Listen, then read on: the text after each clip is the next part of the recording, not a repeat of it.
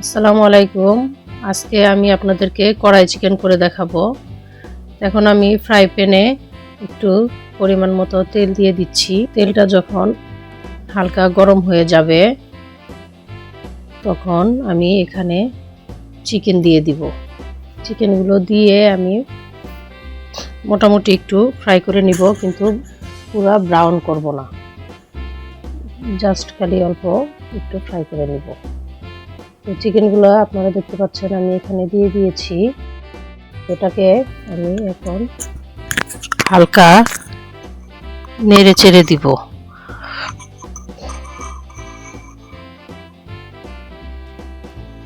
আমার চিকেনটা এখন হয়ে গেছে। এখন আমি চিকেনটাকে উঠিয়ে ফেলবো একটা প্লেটে। এখানে এখন আমি ওই তেলটার মধ্যেই দিয়ে দেব জিঞ্জার গার্লিক পেস্ট।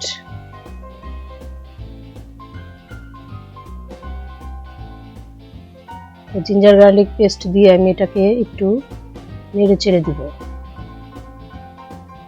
ভালো করে। পুরো ফেলবো না, আঁচটা আমি মিডিয়াম লোতে রেখেছি, পুরো হাইতে রাখিনি, হাইতে রাখলে পুড়ে যাবে।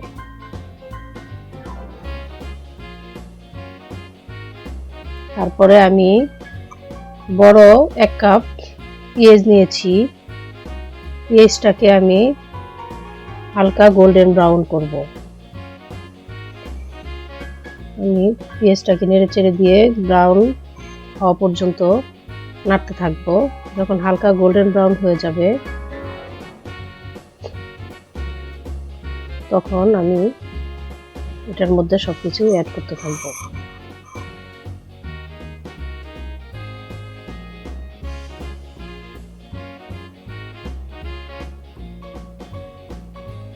মোটামুটি কন্টিনিউ নাড়তে হবে যাতে এটা গোল্ডেন ব্রাউন হয়ে গেছে। এখন আমি অল্প লবণ দিয়ে দিব পরিমাণ মতো দিব, বেশি দিব না, চাইলে পরে লাগলে আবার দেওয়া যাবে, কোনো সমস্যা নেই। আমার পেঁয়াজটা এখন ফ্রাই হয়ে গেছে। তো এখন আমি 2টা কাঁচামরিচ দিয়ে দিচ্ছি। আপনারা যদি ঝাল বেশি খেতে চান তাহলে আর একটু বাড়িয়ে দিতে পারেন। কাঁচামরিচটা দিলে এখানে ভালো ফ্লেভার আসে। এখন আমি চিলি পাউডার দিয়ে দিচ্ছি। এটা কাশ্মীরি চিলি পাউডার, আমারটা বেশি ঝাল না, কালারের জন্য দিয়েছি আমি। আপনারা ঝাল খেতে চাইলে ঝাল চিলি পাউডার দিতে পারেন, কোনো অসুবিধা নেই। এখন আমি ধনে পাউডার দিয়ে দিচ্ছি 1 চামচ। তারপরে এখন আমি চিকেনটা দিয়ে দিব, দিয়ে ভালো করে এটাকে নেড়ে চেড়ে মশলার সাথে মিশিয়ে নিব।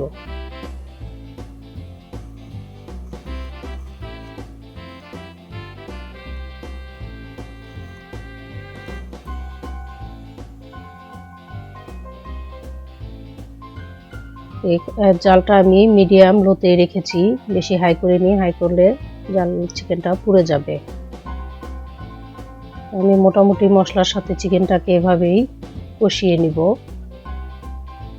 তাহলে ফ্লেভারটা ভালো আসবে। 2-3 মিনিট আমি এভাবে চিকেনটাকে নেড়ে চেড়ে দিব, যাতে মশলাগুলো একটু ভিতরে ঢুকে আর ভালো করে কষানো হয়। এখন আমি এখানে কিছু ধনেপাতা দিয়ে দিলাম। ধনেপাতা দিয়ে আমি এটাকে আবার আরেকটু নেড়ে চেড়ে দিব। ধনেপাতাটাও স্বাদ বাড়াবে এবং ভালো ফ্লেভার আসবে, খেতে অনেক টেস্ট হবে।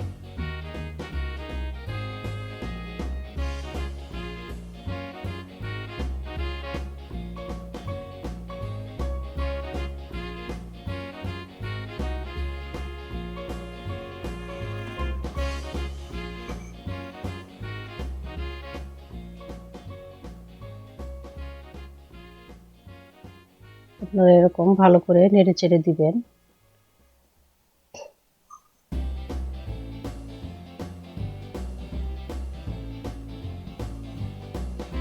এখন আমি এখানে গরম মশলার পাউডার দিয়েছি।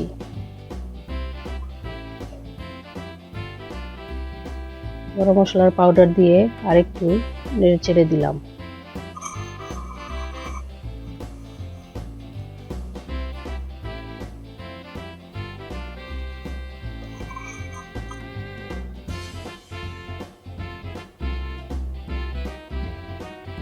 এই চিকেনটা আপনারা একটু সময় নিয়ে করবেন, ধৈর্য সহকারে করে দেখবেন, খুবই ভালো লাগবে খেতে। তা আমি এখানে 2টা বড় বড় টমেটো ছোট ছোট করে কেটে নিয়েছি।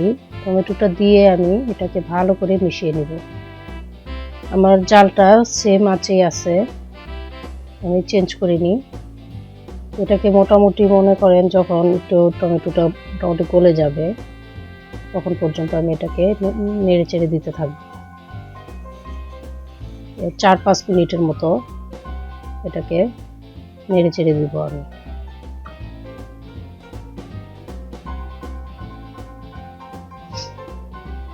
টমেটোটা দিলে চিকেনটা স্বাদও বাড়বে এবং কালারও সুন্দর আসবে। এখন আমি ঢেকে দিব 5 মিনিটের জন্য। এরপরে আমি দেখেন টমেটোটা মোটামুটি আমার গলে গেছে, চিকেনটাও ভালো মতো কষা হয়ে গেছে। এরকম নেড়ে চেড়ে দিলে দেখছেন আপনারা আমার মশলাগুলো পেঁয়াজগুলো সব এরকম গ্রেভি হয়ে গেছে।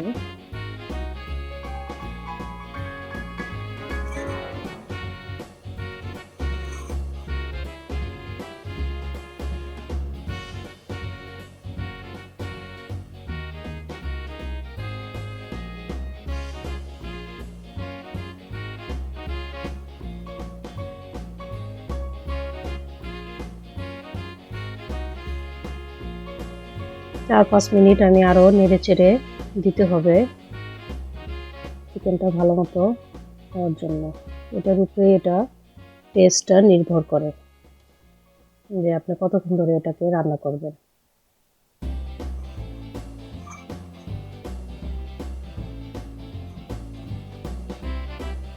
একটু সময় নিয়ে করতে হবে আর কি।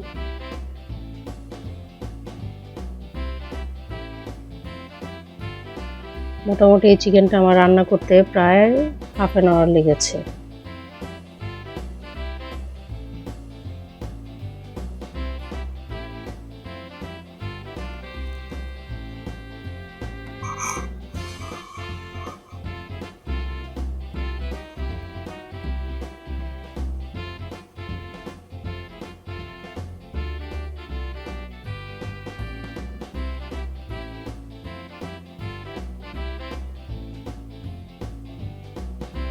মাঝে মাঝে এটাকে নেড়ে চেড়ে দিতে হবে যাতে তলায় ধরে না যায়। চিকেনগুলোকে উল্টে পাল্টে দিতে হবে আর কি।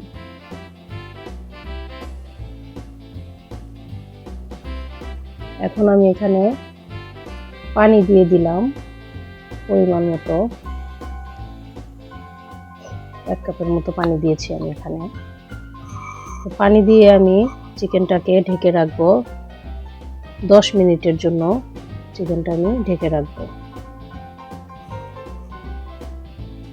10 মিনিট পরে আমি ফিরে আসলাম।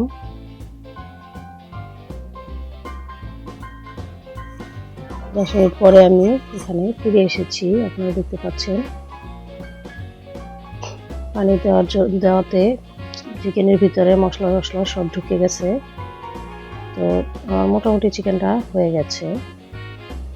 চিকেন হতে অত বেশি সময় লাগে না।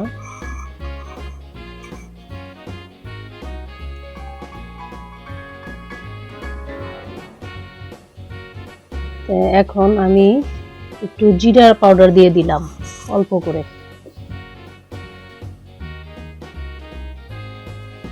জিরা পাউডার দিয়ে এটাকে এখন একটু নেড়ে চেড়ে দিব।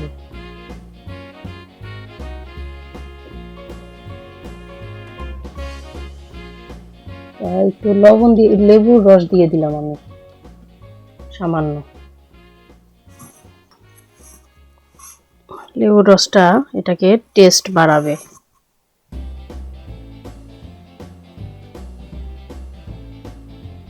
আপনারা দেখতে পাচ্ছেন, দেখতে কালারটা কত সুন্দর হয়েছে। যেমন সুন্দর হয়েছে, খেতেও তেমন টেস্ট এবং মজা লাগবে। আপনারা অবশ্যই বাসায় ট্রাই করবেন। আমার চিকেনটা মোটামুটি হয়ে গেছে, তো এটাকে আমি পুরো শুকিয়ে ফেলবো না, মোটামুটি মাখা মাখা করব। এখন আমি আরও 5 মিনিটের জন্য ঢেকে রাখলাম।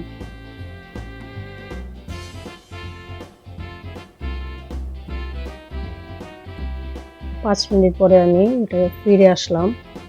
আপনারা দেখতে পাচ্ছেন যে মোটামুটি হয়ে গেছে। চিকেনটা যখন মশলাগুলো তেলের উপরে উঠে আসবে তখন মনে করবেন যে এটা অলমোস্ট হয়ে গেছে। চিকেনগুলোকে আমি উল্টে পাল্টে দিচ্ছি যাতে এটার ভিতরে সব মশলাগুলো ঠিকঠাক মতো ঢুকে যায়।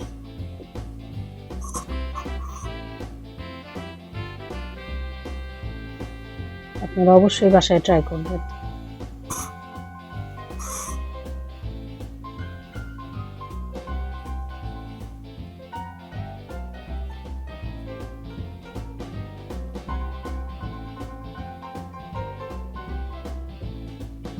আমি দেখলাম লবণ একটু কমে গেছে, তাই আমি আরো একটু লবণ দিয়ে দিলাম। আপনারা দেখে নেবেন, লবণটা আপনারা স্বাদ অনুযায়ী দিবেন। তা আমি দেখলাম আমার কাছে মনে হলো একটু কম, তাই আমি আর একটু লবণ দিয়ে দিলাম। দিয়ে এটাকে ভালো করে মিশিয়ে দিলাম। যখন এরকম তেলটা মশলার উপরে উঠে আসবে তখনই আপনারা বুঝতে পারবেন যে আপনার রান্নাটা হয়ে গেছে। তা না হলে আপনার কাছে খেতে ভালো লাগবে না, পানি পানি লাগবে। এখন এরকম মাখা মাখা হবে আর তেলটা উপরে চলে আসবে, ঝোলটা নিচে থাকবে।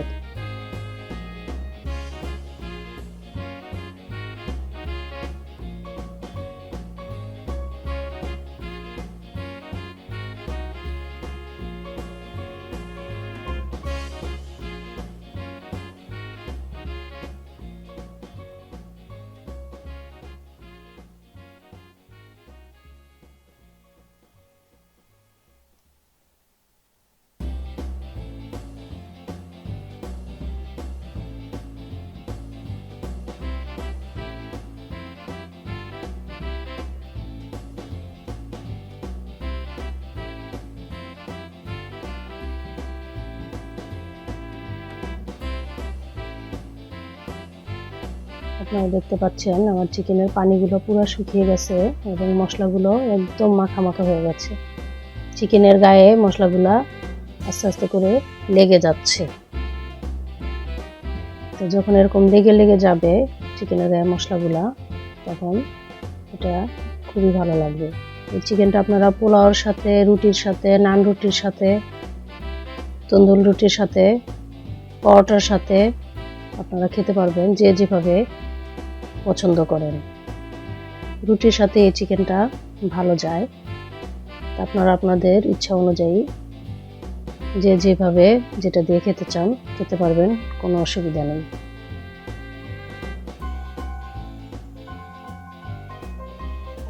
রুটি পরোটার সাথে আরো বেশি ভালো লাগবে।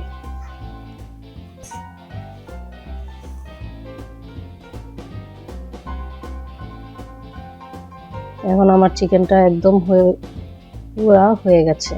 এটাকে আমি এখন একটা প্লেটের মধ্যে উঠিয়ে নিব।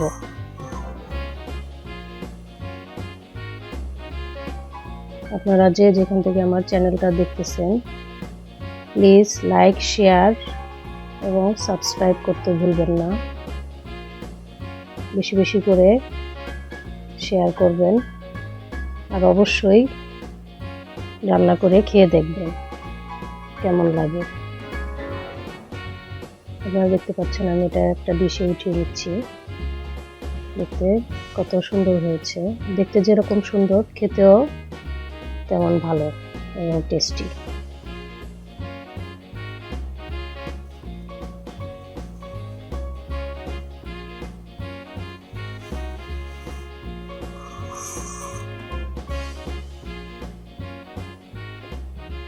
থ্যাংক ইউ আমার চ্যানেলটা দেখার জন্য।